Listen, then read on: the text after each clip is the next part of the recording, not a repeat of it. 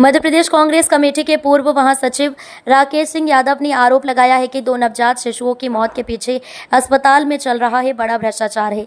मुख्य आरोप, फर्जी कंपनी का ठेका। अस्पताल में पेस्ट कंट्रोल का ठेका एक फर्जी company agile security force and system private limited को दिया गया, जिसका पता और ट्रेंड कर्मचारी दोनों ही फर्जी पाए गए हैं।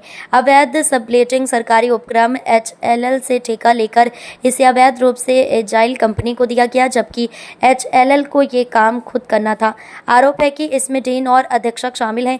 वेतन घोटाला, एजाइल कंपनी ने कुशल कर्मचारियों को हटाकर उनका वेतन 25,375 से घटाकर सिर्फ 10,500 कर दिया है। अकुशल श्रमिक, पेस्ट कंट्रोल जैसे खतरनाक काम को बिना किसी ट्रेनिंग वाले सामान्य कर्मचारियों से करवाया गया, जिससे मरीजों और मजदूरों की जान को खतरा हुआ। 200 करोड़ का घोटाला। राकेश सिंह यादव का दावा है कि ये घोटाला 200 करोड़ से भी ज्यादा का हो सकता है और इसमें डीन अधीक्षक और कंपनी मैनेजर प्रदीप रघुवंशी जिम्मेदार हैं। पूर्व महासचिव ने पुलिस महानिदेशक DGP को शिकायत करके दोषियों के खिलाफ हत्या और जस्टिस जुवेनाइल एक्ट की धारा 75 के तहत FIR दर्ज करने की मांग की है।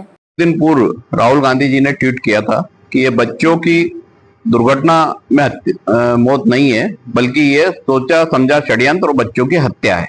इस बात को आज कांग्रेस ने साबित कर दिया है कि किस तरीके से डीन, अधीक्षक और उस कंपनी ने मिलकर इन बच्चों को मौत के घाट उतार दिया है। आपको मैं शुरू से बताता हूं कि जो कंपनी है एंजाइल, वो कंपनी ही फर्जी है। पिछले 3 दिन से डीन और अधीक्षक ये दावा कर रहे थे कि कंपनी का ऑफिस दिल्ली में है और ये पेस्ट कंट्रोल करती है और मल्टीपर्पज काम के लिए इसको रखा गया है। अनेक इंदौर के सरकारी हॉस्पिटल में यही कंपनी है। जब पता किया गया तो इस कंपनी का ऑफिस भी फर्जी निकला, जो स्कीम नंबर 54 में विजयनगर में स्थित है।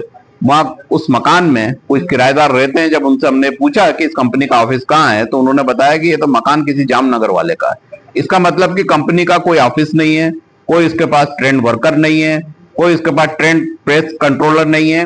पिछले 3 साल से पेस्ट कंट्रोल के नाम का पैसा और MY में व्यवस्थाओं के नाम का पैसा सीधा हड़पा जा रहा है। ये तीनों उसमें समान रूप से पार्टनर हैं। इसके साथ किसी एक बड़े BJP नेता का वर्दस्त है, वो नाम भी शासन को खुलासा करना चाहिए अपनी जांच में, क्योंकि अगर इनकी गिरफ्तारियां होंगी डीन की और अधीक्षक की, तो पता चलेगा कि किस तरह का कैसा काला भ्रष्टाचार इस पूरे सिस्टम में फैला है और उन्होंने जमकर करोड़ों रुपए लूटे हैं। लगभग 200 करोड़ से ज्यादा 3 साल में ये विभिन्न सेवाओं के माध्यम से इस फर्जी कंपनी से लूट चुके हैं।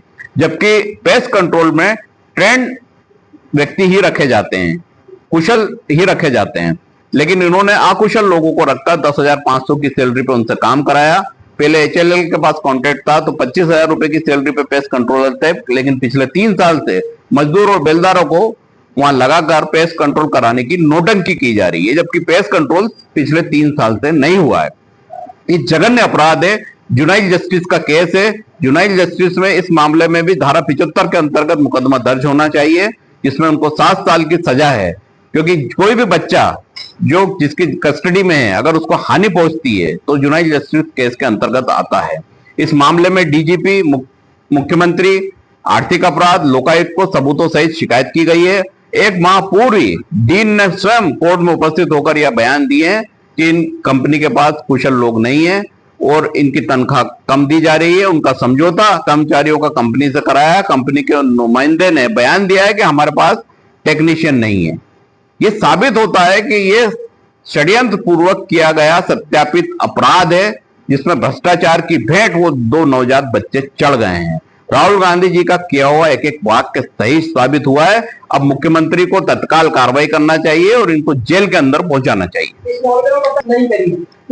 देखिए, धमकियां तो लोग देते हैं और ये समझते हैं कि धमकी देने से कोई चीज रुक जाएगी, तो ऐसा होता नहीं है। क्योंकि आज जो खुलासा है सबूतों सहित है। उनको धमकी देना थी, उन्होंने दे ली। धमकी से कुछ बिगड़ना नहीं है, सत्य सामने आ गया है। अब सरकार की ईमानदारी पे सवाल है कि अगर वो ईमानदार है, वो बच्चों को न्याय दिलाना चाहती है, सिस्टम को ठीक करना चाहती है, इन दोनों को तत्काल गिरफ्तार करें, नहीं तो ये सबूत नष्ट कर देंगे।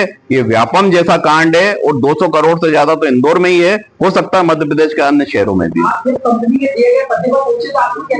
देखिए, उस कंपनी के दिए हुए पते पर हम गए तो वहां कुछ कपड़े सूख रहे थे। आवाज दी तो अंदर से एक व्यक्ति था, वो बाहर नहीं आया। एक महिला बाहर आई, जो शायद उसकी माँ थी, उनने बताया कि हम यहाँ किराए से रहते हैं। जब मैंने पूछा कि ये मकान का एड्रेस इस कंपनी के नाम पे है, इसके संबंध में हम प्रेस कॉन्फ्रेंस करने जा रहे हैं, तो आप थोड़ा हमें सहयोग करें कि ये किसका मकान है। तो अंदर से वो व्यक्ति बोलता कि हम कोर्ट में निपट लेंगे, हम सक्षम लोग हैं, हमें बाहर आके भी जवाब नहीं देना। उसके बाद हम वहां से वापस आ गए। वीडियो और मैंने जारी करा है, उसका गूगल लोकेशन जारी करा है। ये सब डीन को, अधीक्षक को मालूम है, प्रशासन को मालूम है, लेकिन छुपाया जा रहा है। किसको बचाया जा रहा है ये जानना भी जरूरी है, कौन इसके पीछे है ये जानना भी जरूरी है। करोड़ रुपए जो आप भ्रष्टाचार की भेंट चढ़ा के खा गए हैं डीन और अधीक्षक, इनको गिरफ्तार करना जरूरी। आपका परिचय, इन कंपनी के संचालक कौन? देखिए, प्रमोद, एक जो नाम आया है रघुवंशी, वो मैनेजर के रूप में है। कंपनी का कहीं डाटा दर्ज नहीं है। प्राइवेट लिमिटेड है या नहीं ये भी नहीं पता। बोला जा रहा है प्राइवेट लिमिटेड है। जो कोर्ट में इन्होंने प्रतिवेदन दिया है लेबर कोर्ट में, वहां प्राइवेट लिमिटेड लिखा है, लेकिन कहीं भी उसका डाटा नहीं मिला। तो गंभीर जांच का विषय, एसआईटी का गठन होना चाहिए और इनकी तत्काल गिरफ्तारियां होना चाहिए। आपका परिचय? राकेश सिंह यादव, पूर्व महासचिव, मध्य प्रदेश कांग्रेस कमेटी।